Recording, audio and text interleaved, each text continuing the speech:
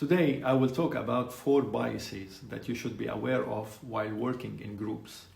Number 1, bystander effect. It originated after a New York resident has been brutally murdered back in 1964.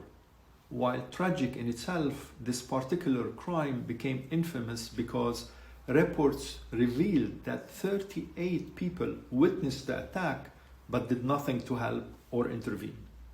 So, bystander effect is where people are unlikely to intervene or offer assistance if there are others around.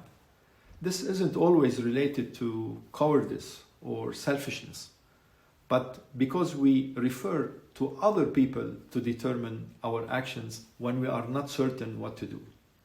The bystander effect acts to suppress our actions and decisions.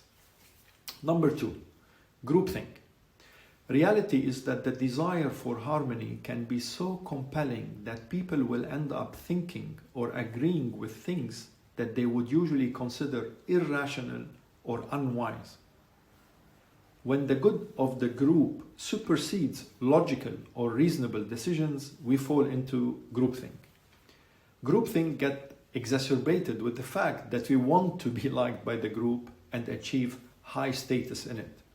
So groupthink produces a consensus that members agree with, but we will also agree with it more strongly to impress the group. Number 3, only obeying orders. This type of bias was studied by a professor at Yale in a famous experiment. It involved 2 subjects in separate rooms where one had to ask the other questions. If a wrong answer was given, the questioner had to administer an electric shock. For every wrong answer, the voltage was increased. Here is the catch. There were no electric shocks.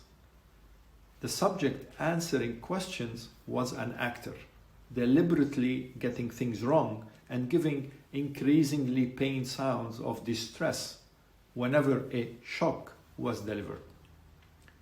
The real subject of the experiment was the questioner. The setup meant they believed they were essentially torturing a person. Now, subject invariably showed discomfort or distress over this and objected or asked to stop.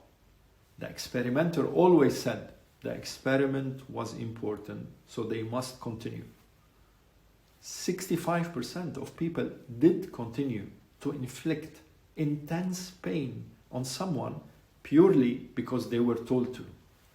Now, the consensus is that we are all willing to obey legitimate authority figures who are seen as responsible for consequences of actions they demand.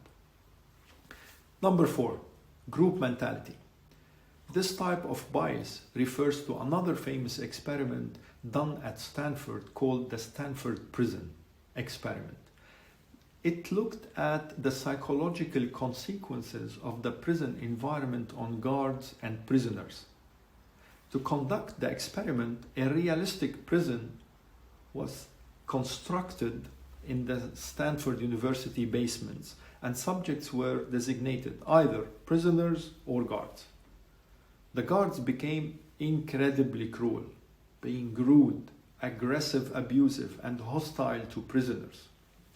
The prisoners ended up thinking of the guards as sadists, so they organized a rebellion, barricading themselves in their rooms, which guards stormed and stripped. Prisoners soon became prone to depression and even psychosomatic rashes. The experiment ended after 6 days, though it was planned to last for 2 weeks. Subjects, prisoners, and guards were students at a prestigious university, but they were placed in clearly identified groups that are made to coexist with another group with different goals. Automatically, group mentality exerted itself very quickly. Our brains are very quick to identify with group and, in certain contexts, can seriously alter our behavior.